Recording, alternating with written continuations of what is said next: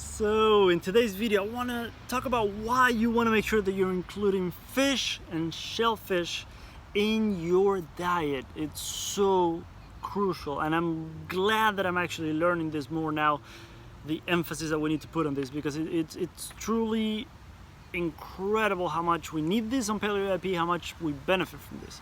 So I made some notes from the book so that I can make sure I touch on all the points that I want to touch upon. The first thing that I want to share with you and talk about is that the protein in fish and shellfish is very easy to digest, and she said easier than birds and mammals. So I've seen this in my own life when my digestion is not great. And as an example, last night before dinner I knew something wasn't right, so I had the only meat that I had that wasn't frozen was lamb. So I eat, all my meats are grass-fed, grass-finished, but lamb can be a little heavier for me on my system because I love the taste, the fat, and I love the taste of lamb, but it can be a little more challenging for my digestive system. So I knew that wasn't ideal. So I had salmon. I have canned salmon. There's two brands that I like. Can't remember the specific names right now. Maybe I'll show them to you at some point. But wild caught Alaskan salmon. Pretty sure it's Alaskan. Yeah, wild caught salmon. And it's amazing how gentle that is on my system. I've seen that. Even though beef, so ground beef or some other cuts of beef, I do pretty well with. I do really well with. But just like fish is so gentle on our system that it's incredible. So I think the fact that the protein is so easy to digest is such a huge bonus for us on Paleo AIP. So depends on where you are on your healing journey. If you don't have a lot of trouble with digesting foods, that's okay. If you do, you might want to include more fish and shellfish. So just think, something to consider. Point number 2, research shows that the amino acids in fish are more bioavailable than those in beef, chicken, and pork. So chicken and pork I avoid. Maybe I'll make a separate video on that. I feel like it's very hard to find sources of those two that don't have either corn or soy, and I don't like that. I've heard of people with celiac that if they eat chicken that had wheat in some kind of way in their feed, they actually get some kind of reaction, like they don't feel great. I avoid those. I feel like either way, like the other stuff that I eat is probably nutritionally superior to chicken anyways. That's just me. You don't have to do that, but I avoid those. But it's cool that the amino acids are more bioavailable in fish. It makes sense. I mean, it's so easy to digest that it's easier for our bodies to digest, absorb, assimilate, and everything that it needs to do with those proteins for us to be able to utilize that. So I like that. Point number 3 that she has on the book is that if you have digestive issues, getting protein predominantly from seafood is a good option. This is something that I might explore. I might try this to I'm actually today, probably after this video, I need to make another order for meat, because maybe I'll share the link with you. There's different places that they have newsletters that every couple weeks they put out a coupon code, so you can save a good amount of money if you buy that way. So I might buy some meats, and I might buy more shellfish. I haven't had shellfish in a while. I love it when I have it, and there's so much emphasis in this book. I always show you the book so that I give credit to this amazing woman, and it's such a good resource. You really should get this book.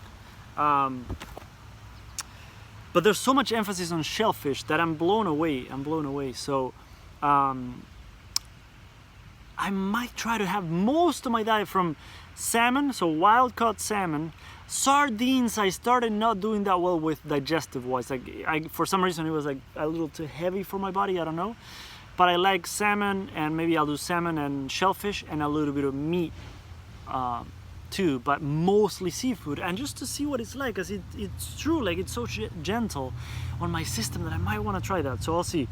Point number 4, fish and shellfish are the richest dietary sources of DHA and EPA. So we know that like grass-fed meats have omega-3s and all that, but the richest sources of those specific two are fish and seafood. So we know that we have a lot of inflammation in our bodies with autoimmune conditions, and we know the need for omega-3s is even increased when there's inflammation. So you want to make sure that you include this. And the next point that is very interesting. So if grass-fed meats are outside of your budget, right, and you can't, if not like all of your meats are grass-fed and grass-finished, if you're buying conventional meats, which I understand some people have to, it's okay. You don't need to feel bad about it. Wherever you are on this journey, it's completely fine. You do the best that you can. But if that's you, if you are buying conventional meats, you need to make sure you have seafood at least 3 times a week to balance the omega-3 to omega-6 ratio. Because conventional meats have a lot of omega-6, and that's the inflammatory one. So you need to balance it out with omega-3s. So at least 3 times a week. And I'll show you the canned salmon that I have. It's okay, like it's not obviously the cheapest food source out there.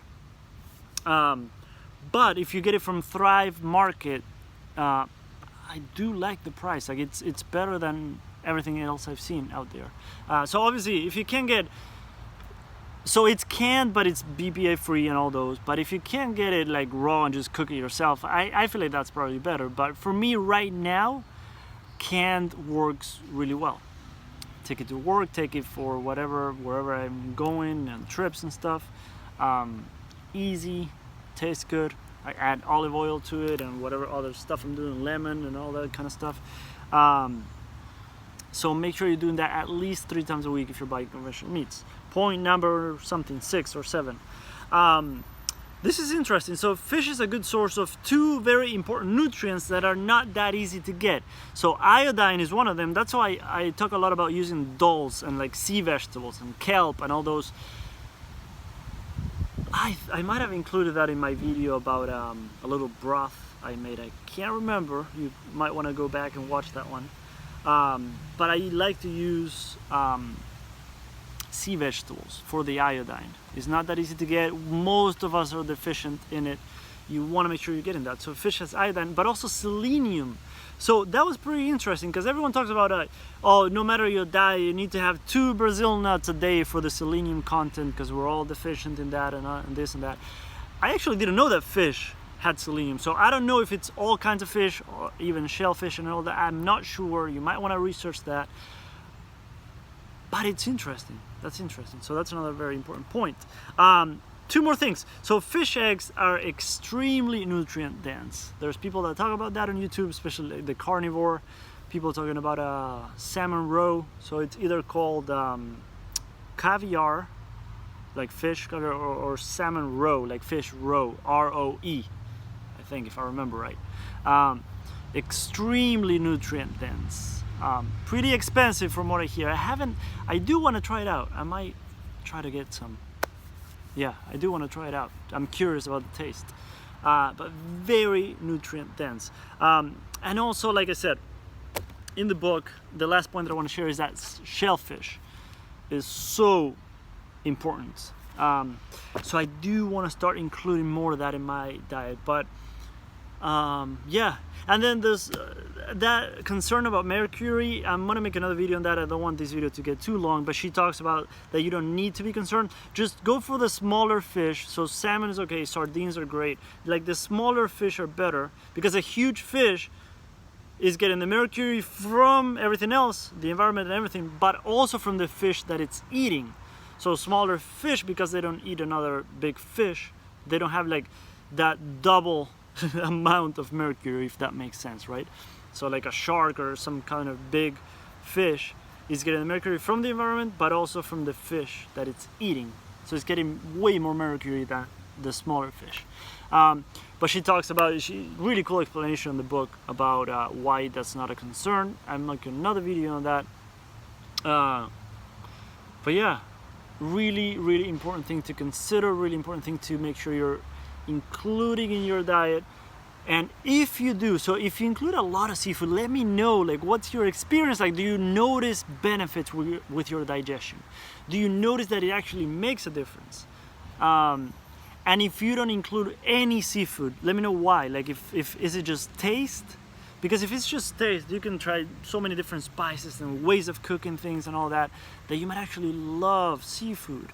So there's some types of seafood that I don't like, but as long as you're including a couple or a few, variety obviously is better according to her and many people. But if all you can handle is like salmon and sardines and shellfish, then at least you're getting some of those nutrients and micronutrients and all those things. So I really hope this helps. Please consider that. If you know someone else doing this approach, please share this with them. It might help them. It helps me. Helps out a lot if you can give it a thumbs up too, if you liked it. A lot more coming, so much more coming on this journey. I really hope that helped. I really, really, really hope that helped. If you have any questions, post them down below. I'm not an expert, by the way. I never want to put out the image that I'm an expert on this. I'm learning as I go. I love experimenting, I love exploring, I love seeing what my body does with these kinds of things and sharing with you my journey. So I really hope that helps. Have an amazing day.